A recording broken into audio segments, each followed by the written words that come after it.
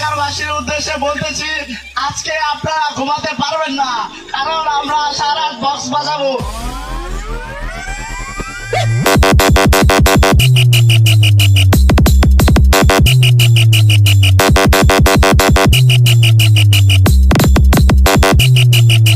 বুকে যদি দম থাকে তো বাহাদুরের সাথে কম্পিটিশন করে দেখা।